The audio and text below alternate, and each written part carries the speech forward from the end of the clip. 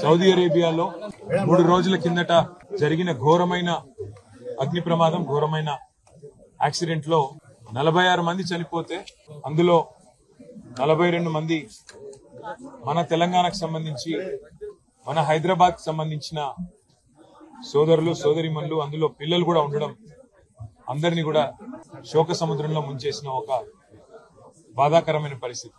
ఇవాళ ఒకటే కుటుంబంలో ఇక్కడ ముషీరాబాద్ నియోజకవర్గం అడిక్మెట్ లో ఒకటే కుటుంబంలోని 18 మంది సోదరులు, షేక్ నసీరుద్దీన్ గారి కుటుంబ సభ్యులు, అందులో దాదాపు 9 మంది చిన్నపిల్లలు అందరు కూడా మరణించడం అనేది ఎవరు కూడా తీర్చలేనంత పెద్ద దుఃఖం ఇవాళ ఆ కుటుంబానికి వచ్చింది.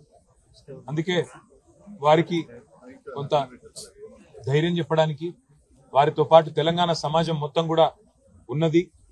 మేమందరం కూడా మీ బాధలో, అట్లాగే వారి కుటుంబ సభ్యులు ఎవరైతే ఇవాళ సౌదీ అరేబియా పోయారో వారికి బాసటగా నిలబడడానికి మా బృందం కూడా ఒకటి సౌదీ అరేబియా పోయింది.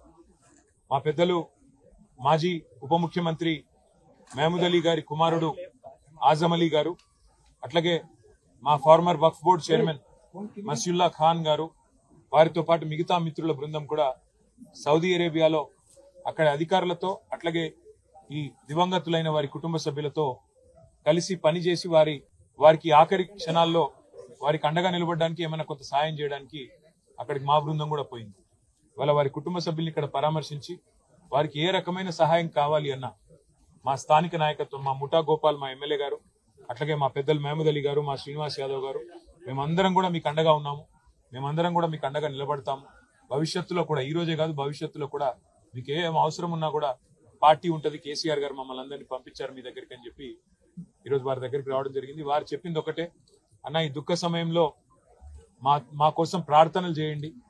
ఈ శుక్రవారం అన్ని మసీదులలో కూడా మా చనిపోయిన వారి కోసం వారికి ఆత్మ శాంతించాలని చెప్పి ప్రార్థించండి అని మాత్రం అడిగారు. మమ్మల్ని ఏమీ అడగలేదు. సరే, అక్కడ కొంత సాయం చేయండి, ఎంబసీ అధికారులతో మాట్లాడండి, తొందరగా ఏమైనా ఒకవేళ తేగలిగితే మిగతా భౌతిక కాయాలు అలాంటివన్నీ చేయగలిగితే చేయండి, లేదంటే అక్కడే అంతిమ సంస్కారం చేసే అవకాశం అక్కడే ఉంటే అక్కడే జరిగే విధంగా అధికారులతో మాట్లాడండి అని చెప్పారు. తప్పకుండా మా పార్టీ తరఫున మా గౌరవ ఎంపీలను కూడా మేము కోరుతాము. ఉన్నతాధికారులు, దౌత్య అధికారులు, భారత దౌత్య అధికారులతో కూడా మాట్లాడి వారికి అక్కడ సహకరిస్తామని చెప్పి కూడా చెప్పడం జరిగింది. వారి ఆత్మలు శాంతించాలని, చనిపోయిన వారి కుటుంబ సభ్యులు ఎవరైతే దివంగతులైన వారు, ఇంత పెద్ద దుఃఖం ఎవరికి రాకూడదు.